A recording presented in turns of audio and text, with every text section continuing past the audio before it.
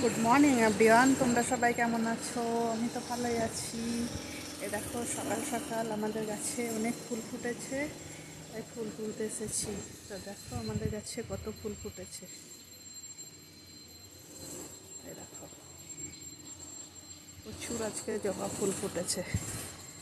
জবা ফুলগুলো তুলে নিই, ওখানে করবি বেলি সব ফুল ফুটেছে, সব ফুলগুলোই তুলবো। এ দেখো এখানে একটা রজনীগন্ধা শীষ হয়েছে, এটাও দুদিন পর ফুটবে। তো চলো আমি ফুলকুটা তুলি, বুঝেছ?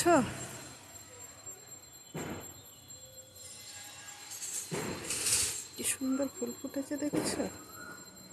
দেখেই মন ভরে যাচ্ছে। এরকম টাইমটাতে জবা ফুলগুলো অনেক ফোটে। সকালে কিছু ফুল তোলা হয়েছে, আর জবা কোটায় তুলতে বাকি ছিল। এই দেখো এখানে তুললাম, গাছে একটা রেখে দিলাম। আর তোমরা সবাই কী করছো? তোমাদের কি সবার ব্রেকফাস্ট হয়ে গেছে না হয়নি? আমি তো রান্না বসিয়ে দিয়েছি, দিয়ে ভাতটা মাঠটাকে গেলে রেখে এসে তারপরে ফুলকুটা তুলতে এলাম। আর ভাবলাম তোমাদেরকে দেখায় আমাদের ছাদে কত ফুল ফোটে প্রতিদিন, বুঝেছ? প্রচুর রোদ, তাও ছাদে আসলাম। কি করব, তাকাতে পারছি না, তাও এসেছি। তো চলো বাকি ফুলগুলো আবার তুলে নিই। আর এখানে দেখো কি গাছ হয়েছে দেখবে। এই দেখো এখানে একটা গন্ধরাজ ফুলের গাছ লাগিয়েছি, আর এই ফুলের গাছটাও বড় হয়েছে। এটাও সেই কি থোপা বেলি না কি বলে, ওইগুলো গাছগুলো সব রোদে একদম ঝলসে যাচ্ছে।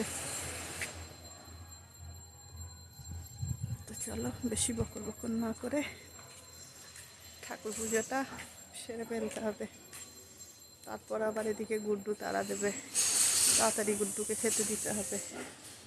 তো চলো রান্নার দিকে যাই, তারপর আবার আসছি। দেখো আমি ফুল তুলছিলাম আর আমার ছেলে চলে এসছে আমার সাথে। এ হাই করে দে। ও আসতেই চায় না, বদমাস হয়েছে। এখন যত বড় হচ্ছে তত বদমাসি করছে, বুঝেছ? দেখো আমি আসছি বলে ও চলে এসছে। তো চলো, খুব রোদ লাগছে, তাকাতে পারছি না।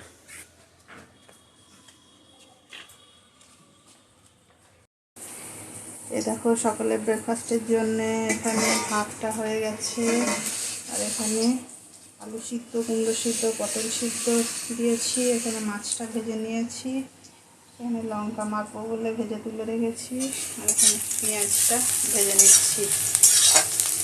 সকালে ব্রেকফাস্টের জন্য আজকে এইটুকুই, তারপর আবার লাঞ্চের জন্য রেডি হব। তো চলো রেডি করি, তারপর আবার আসছি। দেখো আলুটা মেখে নিচ্ছি লঙ্কা আর পেঁয়াজ দিয়ে।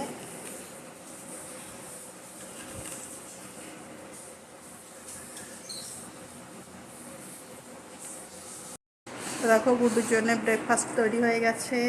তো তোমরাও সবাই ব্রেকফাস্ট করে নিও, বুঝেছো?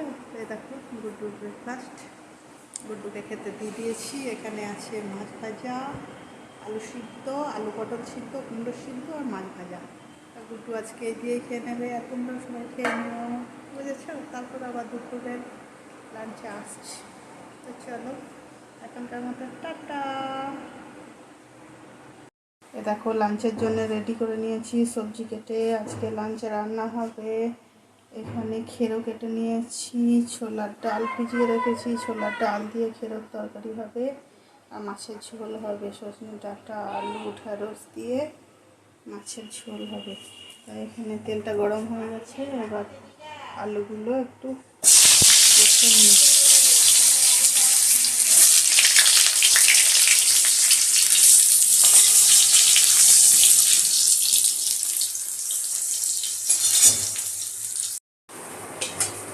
দেখো এখানে মাছের ঝোলটা হচ্ছে,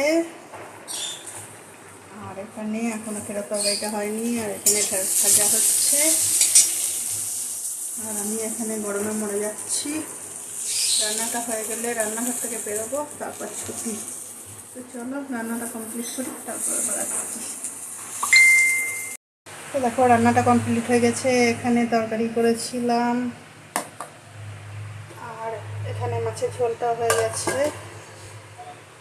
এই দেখো আমি রেডিও করে দিয়েছি, এখানে ভাত দিয়ে দিয়েছি।